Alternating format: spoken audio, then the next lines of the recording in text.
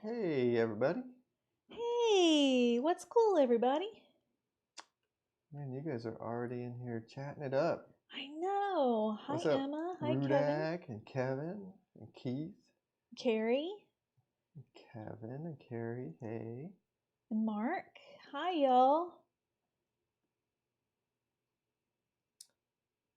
Oh my gosh, Keith, condolences on your Cintiq dying. That's rough. I I ordered a new iPad yesterday, which is kind of stressing me out. But I did it because, like, I don't know. I feel like I'm gonna need one in the next couple years, like probably in the next year. I don't know what the tariff situation is gonna be.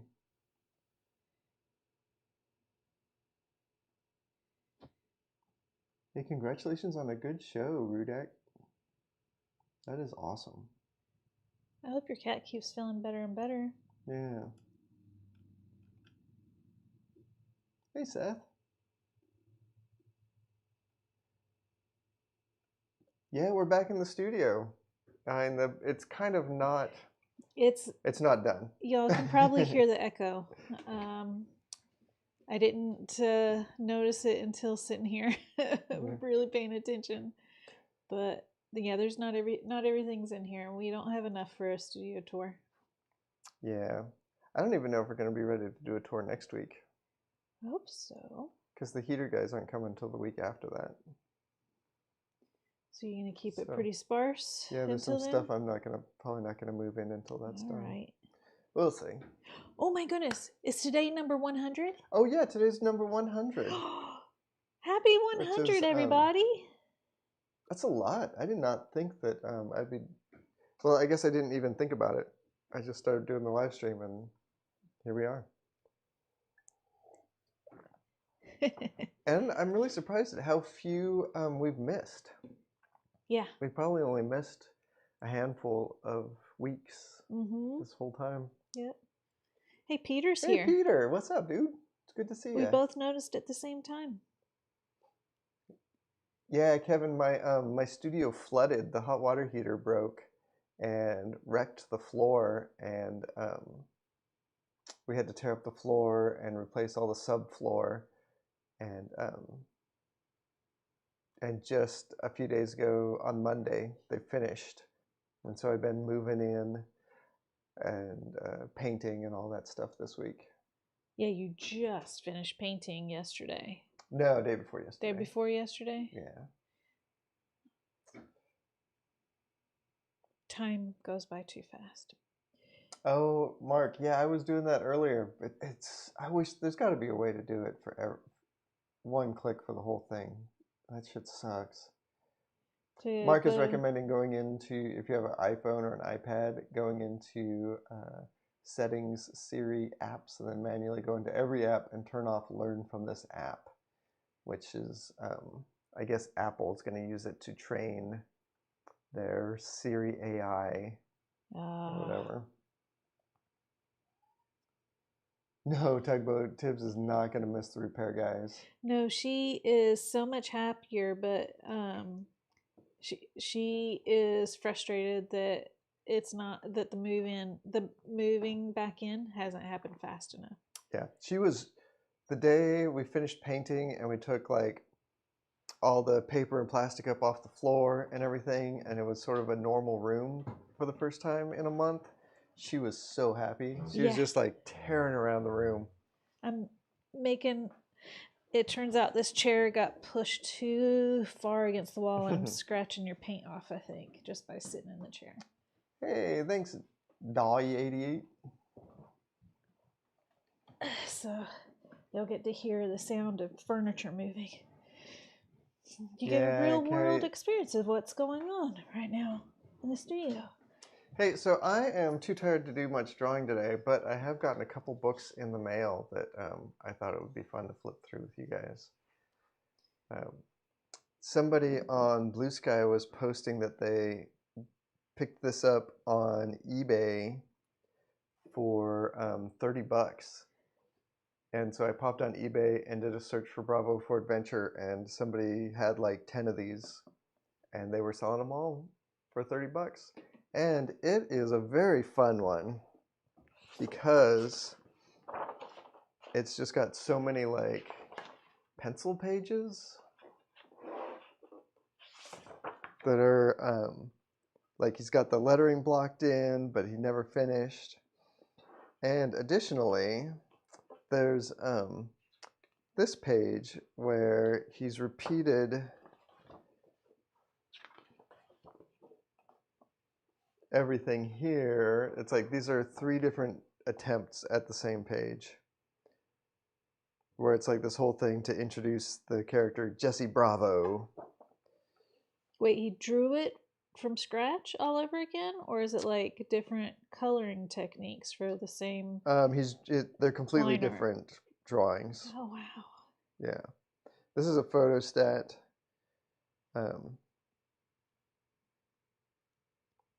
Because apparently it says here that Toth tore it up and drew a new one, which is this one on the opposite page.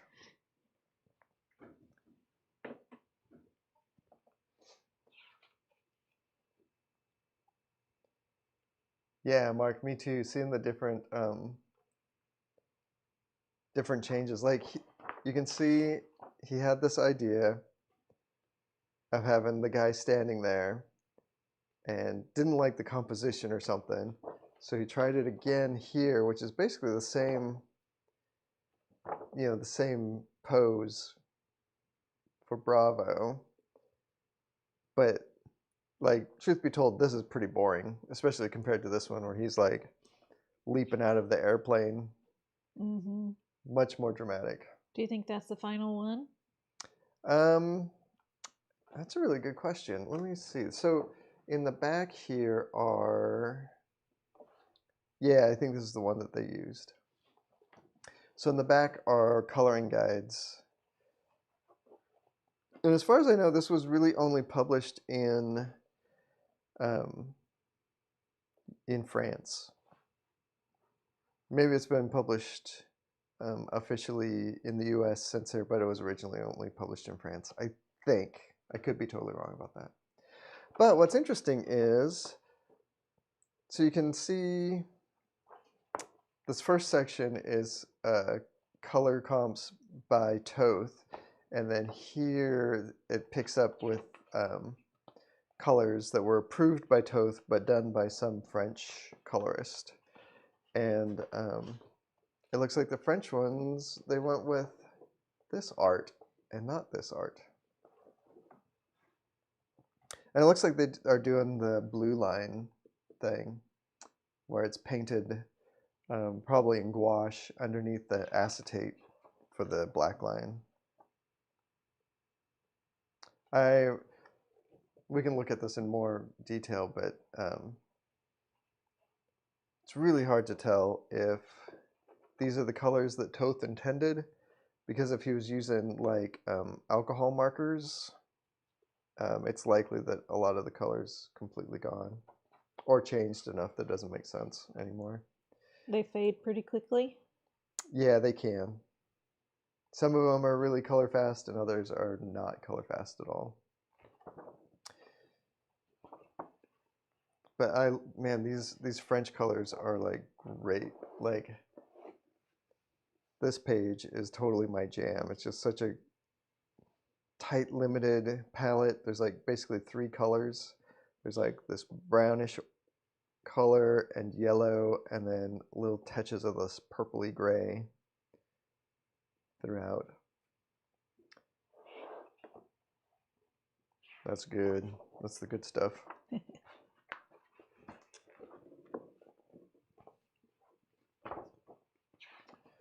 So the other fun thing about Toth is just seeing like that he uses a lot of different tools, like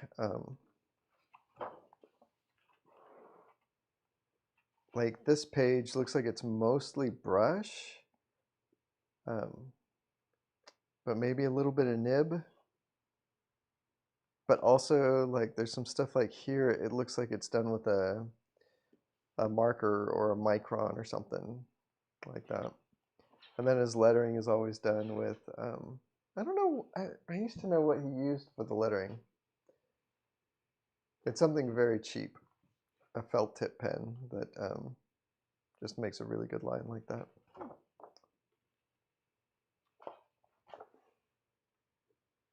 And there's a couple good whiteout bits, like you can see he redid this face, which I don't know if you can see that on the stream actually.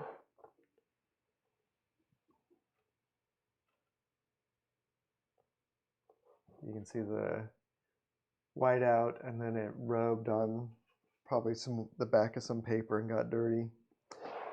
And this is interesting too, like, oops, come on. It's a really good face, the one that has the whiteout on it. Yeah. So there's also like this section that's all has this gray whiteout, and it's like, yeah, I really wonder what the deal is with that. I think if we look back here, we might be able to see if the whiteout was applied before or after this. Yeah, see, like, it looks like there was, these guys were all in shadow, and then he came back in with whiteout and added in a bunch of stuff to make it more clear. I personally think I kind of like the shadowy faces better. And same here, where he got rid of a bunch of shadows.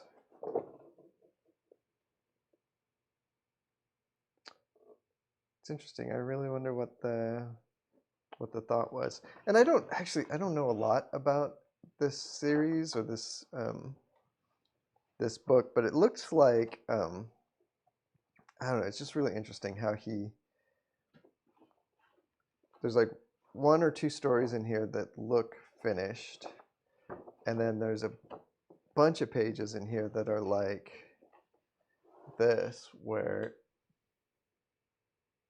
you can see him working stuff out.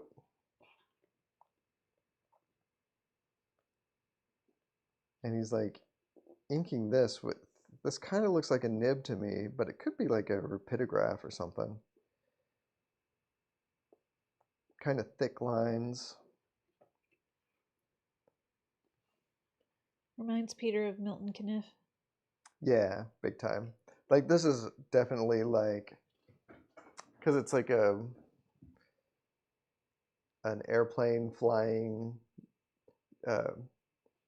Jesse Bravo is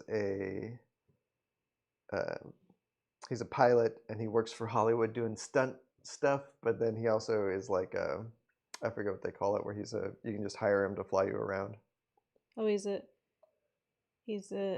pilot and a stunt pilot. Stunt man? A stunt pilot, yeah. Specifically, yeah. Which is like Terry and the Pirates and Steve Canyon were both like very much about dudes like pilots flying around. It was the cool thing to be in that time period. Yeah, and there's even some cool pages in the back here that are like Toth working on, where'd they go? Working it out as a Sunday strip, which is pretty cool. And I love when he lettered with red. It would reproduce as black when he sent it to the printer or for whoever made the film for it. But it just looks so cool in the originals. And like these pencils, like, fuck man, come on. Like, look at how good that is. It's like there's not a lot of meandering. Like when I draw, like my rough pencils tend to look like this guy where it's all scribbly, but here it's like these legs are just like dialed in, and the like hands need some work, but like the pose is all there. The form is like, it's just good without looking like it took much work. And like this panel up here is gorgeous, even though it's just like this super simple pencil lines. But he's not doing a lot of scritchy scratchy like searching for the form. It's like it just makes the line. And it's a really fat pencil line too. Hey Dylan, Carrie asks Sonny if you can zoom in on some of his lettering. Yeah, let me get a good lettering page.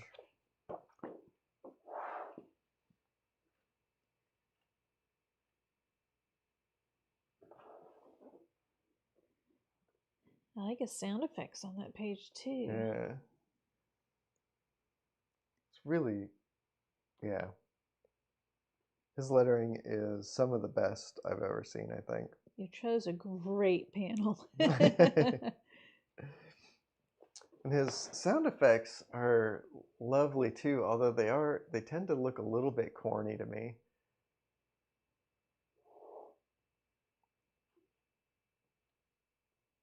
There's a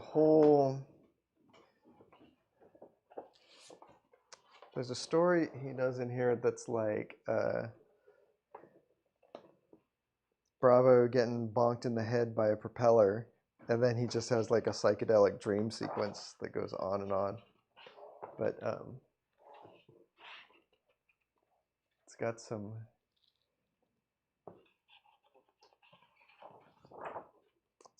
fun lettering, like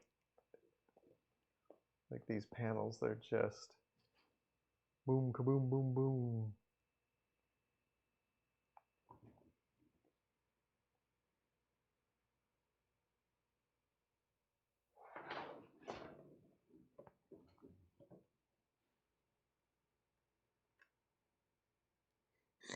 I agree, Kevin. That boom. Do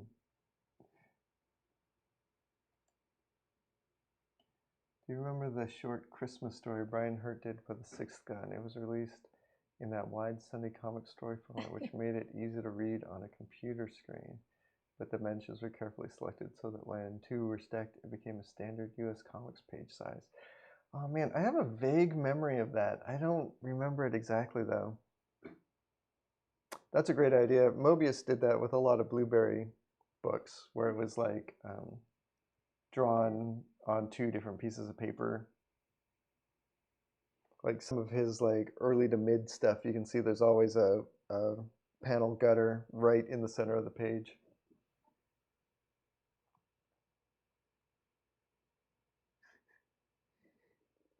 I'm Jesse Bravo, a charter and stunt pilot.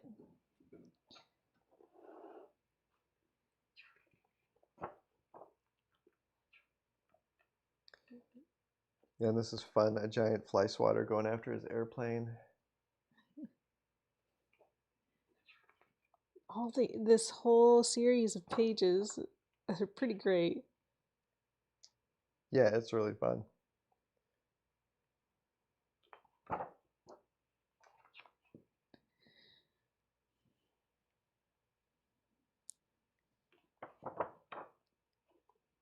I especially like this panel right here. This is a really good one. That is a really good panel.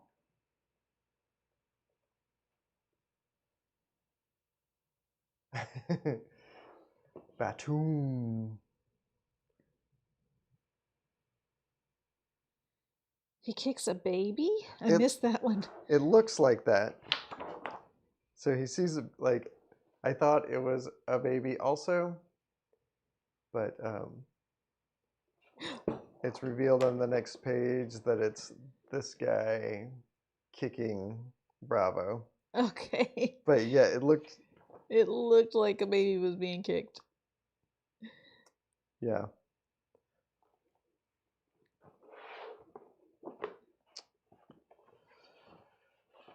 Yeah, so that's this guy. Really, really gorgeous work. Toth is definitely one of the, greatest cartoonists of all times. The other thing that came that I wanted to look at, and this book has me very excited, is this guy, How Comics Were Made. I haven't even broken the shrink wrap on it. So this is a book about how comics are made. How comics were made, but it goes into production beyond just cartoon, like the drawing of them. It also talks about how they did the color separations and prepared the printing plates and all that kind of stuff. Oh, how they were made, not are made. No, yeah, this is oh my gosh, Mark, I can only imagine what the shipping was on this. The cost of shipping. And I don't remember how much this cost, but you're right, it was a pretty expensive book.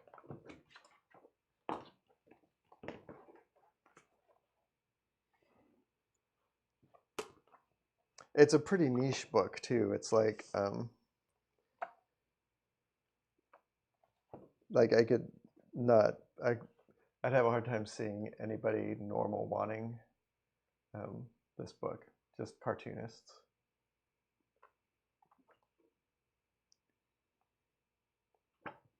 Peter says he has some old Bushmiller plates. Oh, I've seen you post those on online before. I'm jealous. That is amazing. Those must have mostly gotten melted down. Yeah, so like here's a good example of some printing plates of a strip. This is the Wizard of Id.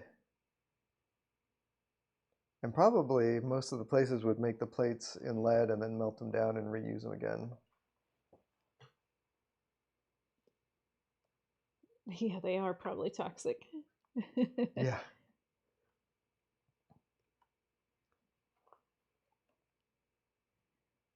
Oh, and they're so great. The curved plates, so they could fit around a giant cylinder. I think that might be called, or I don't know. Is that still considered web printing? Hey, Cooper. Cooper says it looks like a new edition of the book is coming out in June, according to Amazon Canada. Of this book? Yep. That would be interesting because it just came out. Like, unless they're going to do it is a new book. Yeah, it's a new book. Maybe it's going to Canada in June. Yeah, maybe it's the Canadian version, or maybe it's like a second printing with corrections and stuff in it. Mm. And it's got a foreword by Michael Chabon, who is the brother of Daniel Chabon, who edited Harrow County and Lonesome Hunters and so many all the Black Hammer stuff. The He-Man books. The He-Man art books. Yeah, I just saw that flume, and I don't know what that was. Oh, flong. What's a flume? Does that have to do with... Oh, they're zinc. I think that might be right. Instead of lead. Actually, now that I say that out loud, it's doubtful that it's lead, just because it's lead's probably way too soft to do like decent printing with.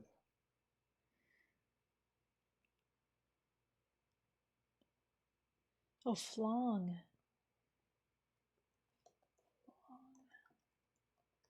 I looked up the word flume, and the definition of flume is a mill flume. It's not telling you what a flume is. Anyway, a flong. A compressed mass of paper sheets forming a matrix or mold for stereotype plates.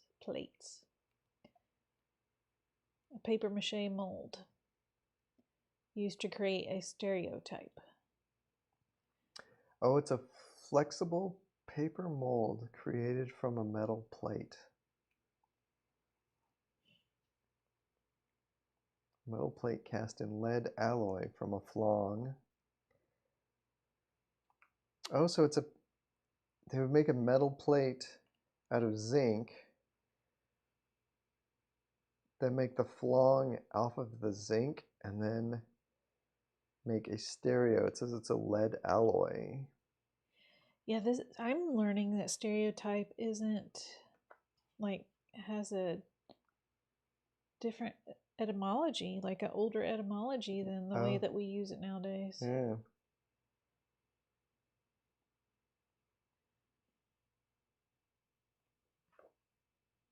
It's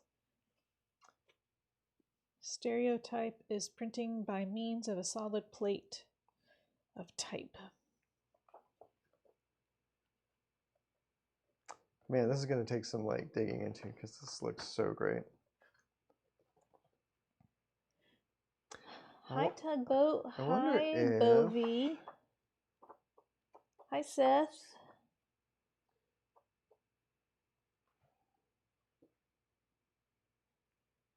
I wonder if they go into comic book coloring or if they mostly talk about newspapers with this. Oh, bye, Kevin. Have a nice day at work.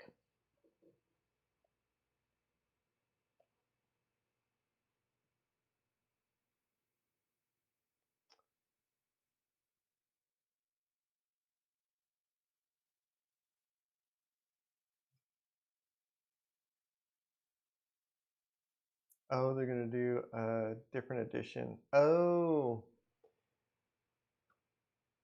So the edition that comes out in June. So this is the Kickstarter edition that I have here. So they probably found a publisher and we'll be doing a publisher edition. Good.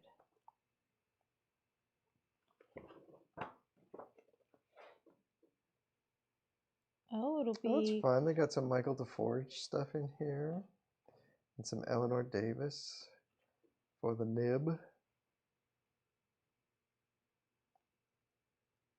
I hope it is more affordable, Mark. And that you can find it in a bookstore.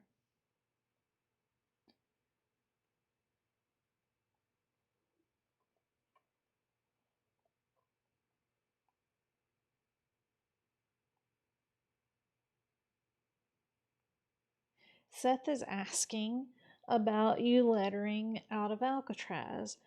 What's going to be your process for that? Digital or on paper? Digital.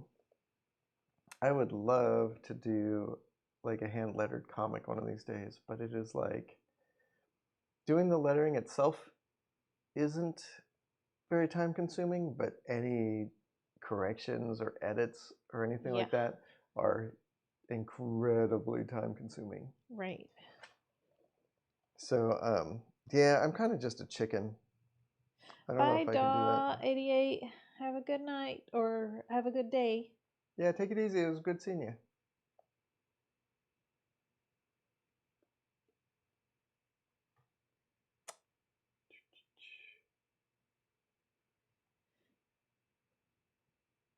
Oh, Seth, what I was talking about with hand lettering out of Alcatraz was that I hand lettered the logo. I did that by hand. Although, the final one that we're using, I drew it by hand in Clip Studio and not on paper. Oh, thanks, Rudak. I'm excited for that book to come out. It's still months away, but I'm really proud of it. I think it's turning out great. This is scandalous, though. This was the print size of Gasoline Alley in 1926, and here's a standard comic in 2024. Oh my gosh. It's like less than a quarter of the size. Ugh. I would need a magnifying glass to read that. Well, it's not quite that bad, but it is like bad.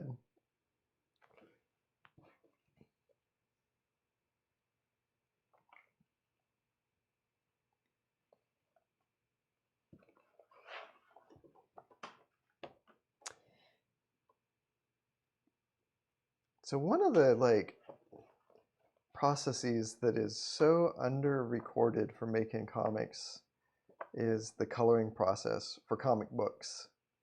Back when they were on newsprint and all the color separations were done by hand.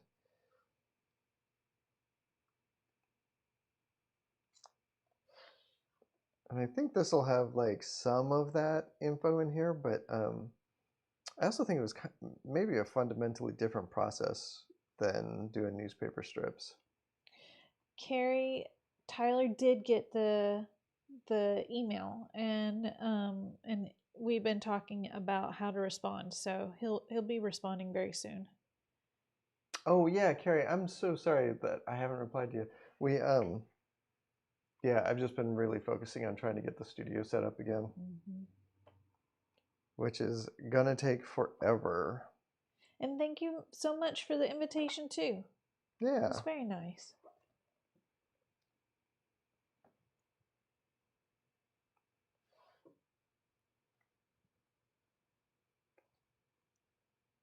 And I agree with you too. I think, yeah, you were saying that trying to write legibly is already a challenge, and then like trying to be consistent for a comic. Yeah, the only way I can do that, the only way I can think to do that is to have like to write on top of a font. But even then, it's hard to be consistent. Toth had to have gone to school for something like that, right? For what? For his lettering. I doubt it. I don't know where you would go to school for that. He just kept on practicing. Yeah.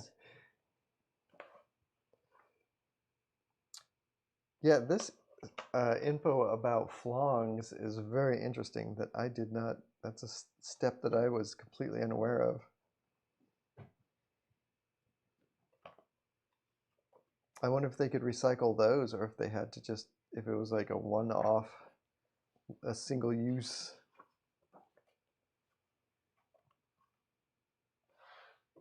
How do you store your zinc plates, Peter? I'm not sure how I would do that.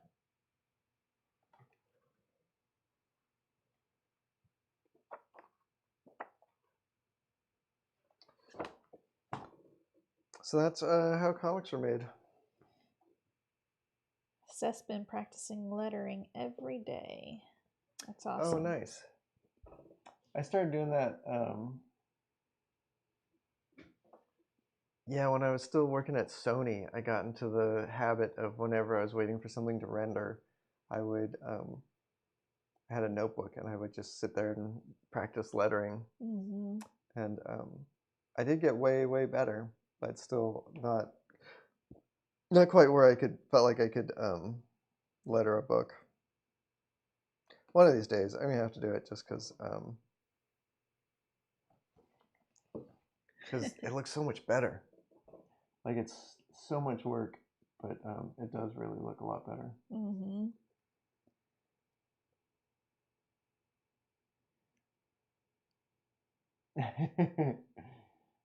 You got your complete Harrow County last week?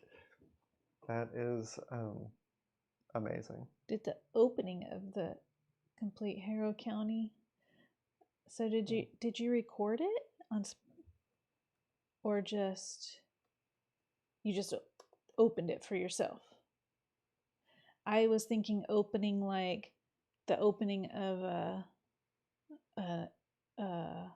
like a live stream kind of thing, but no. It was on the show. Now that I said the words out loud, I'm wondering if it was just.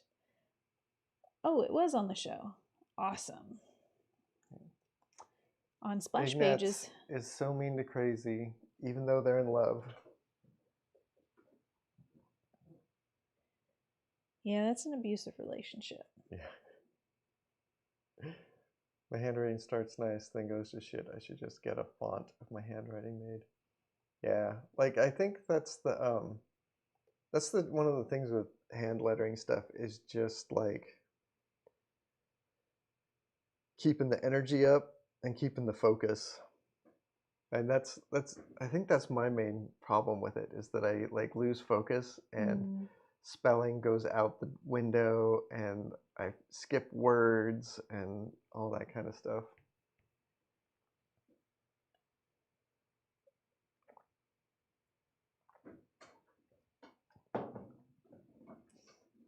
Yeah, I think that like bad hand lettering actually usually looks better than a font. Oh man, Schultz's lettering? Forget about it. I'm oddly obsessed with lettering. I think if you are really into comics, you start to become obsessed with lettering because it is fundamental.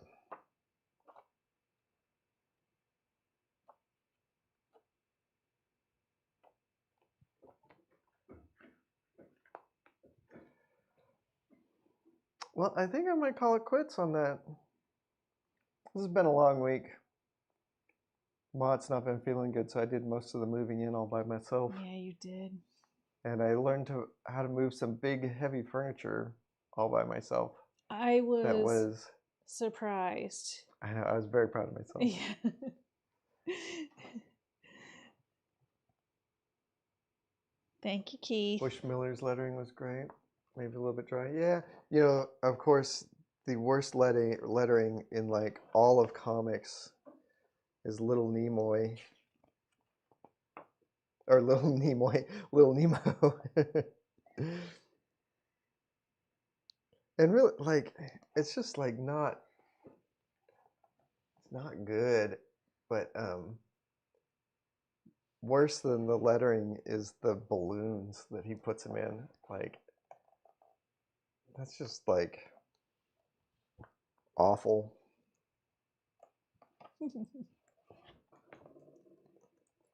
And especially for like stuff that's this gorgeous, like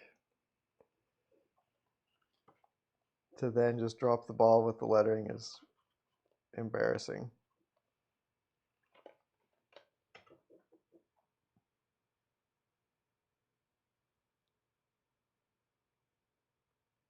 Dylan says, I hope you get feeling better. Why, thank y'all. It's like bruises on the page.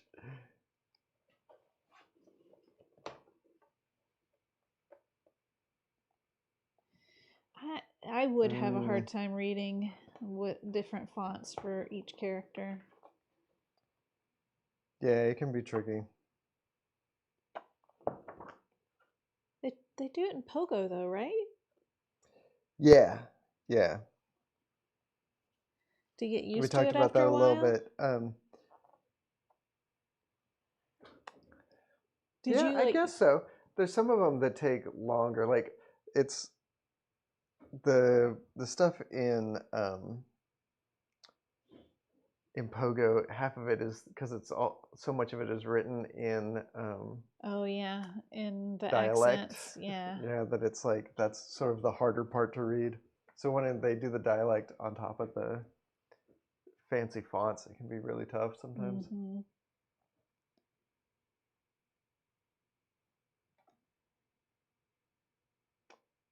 Yeah, Daniel Klaus's lettering is interesting. I should pull that out and look at it a little bit. He kind of early on, his lettering was very it's just that jaggedy like mixed case font that was kind of rare at the time, and it can be hard to read too. Oh my gosh. Yeah. Yeah, man, my very first art job was doing color separations at a t-shirt company, and we used Ruby Lith for those. For the first year I worked there before we got computers and started doing color separations digitally. But if you have never worked with Ruby Lith, which hardly anybody has anymore, like you missed out on one of the most like satisfying hand processes ever. because it's basically 2 sheets of plastic. You have like a thick clear sheet and then a very, very thin transparent red sheet on top of it. And you go around with a knife or a swivel blade. You can see they have a picture of a swivel blade on here. And you cut out the area you want to be. So if you're using it for color separations for a screen print, you would leave the spaces that you want to be whatever color, like it, for in this case on this wine glass, like you want the red of the wine. So you cut out the area you want to be that color, and then you peel everything away. And it doesn't peel away like it's shown here. It really peels away like a sunburn skin. It's just this very thin peel off that is very satisfying. That does sound excellent. And amberlith. I don't know if I've ever used amberlith. Were they different colors? Was amberlith more of a like a orangey? Hey, Thunderstorm, it's good to see you. Is that what was used in Ghost World? You mean the lettering? Bobby?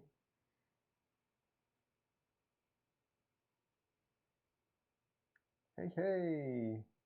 Hey, Carrie.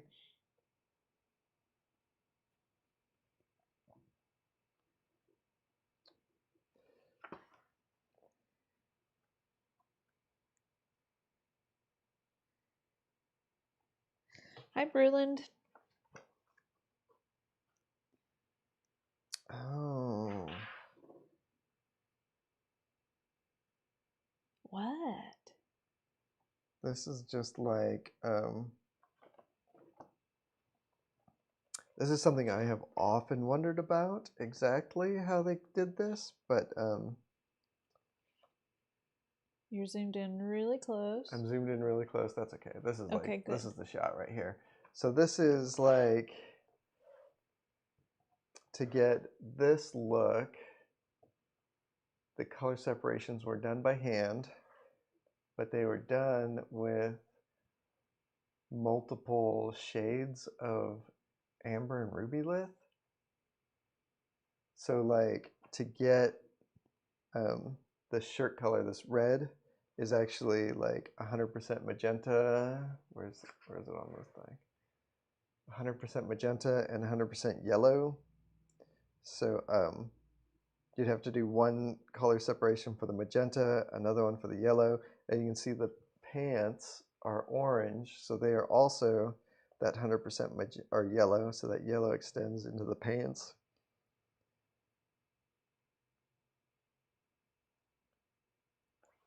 And then here is what it looked like when you were doing it. So this is your sheets of ruby lith, all taped down so that when you lined them up, they would line up correctly.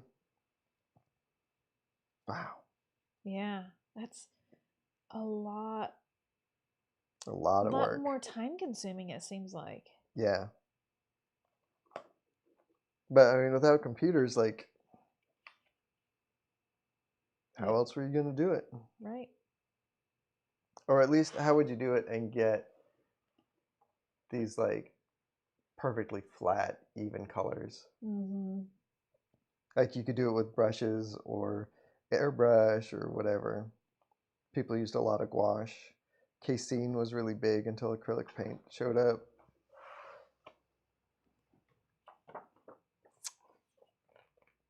Oh, that's exciting. Okay. So much work, yeah.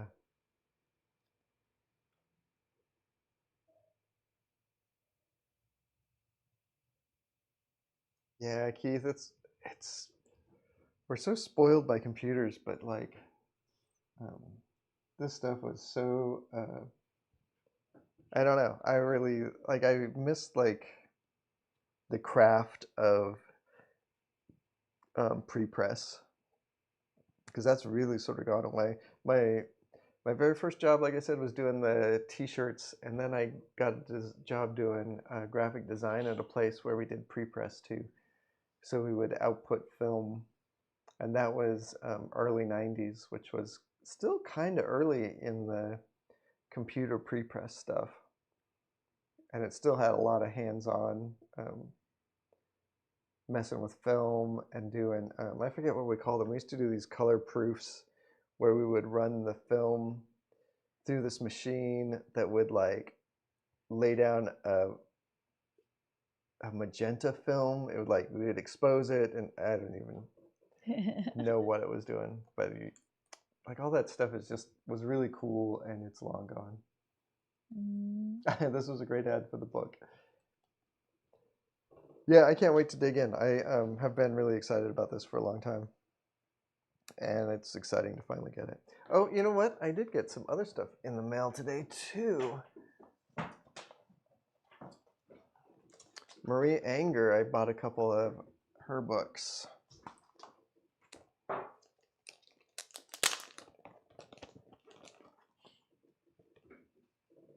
But Marie is always great. Her comics are so like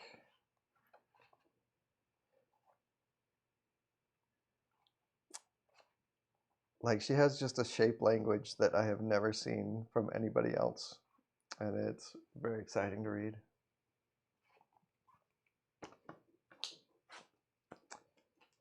I like her blacks too. Very good blacks, very good use of tones. She knows how to get the screen tone dot size correct. A lot of people, I think, make it way too small. Will you show the front cover too so people can see how to spell Marie's name? Marie, Enger. Pronounced anger. Mm-hmm.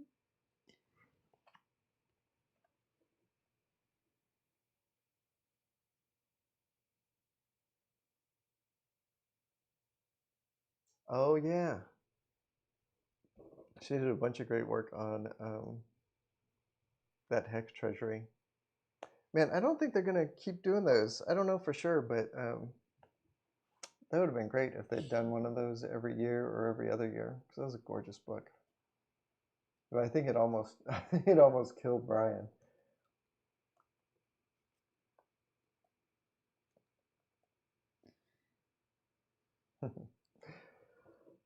All right, everybody.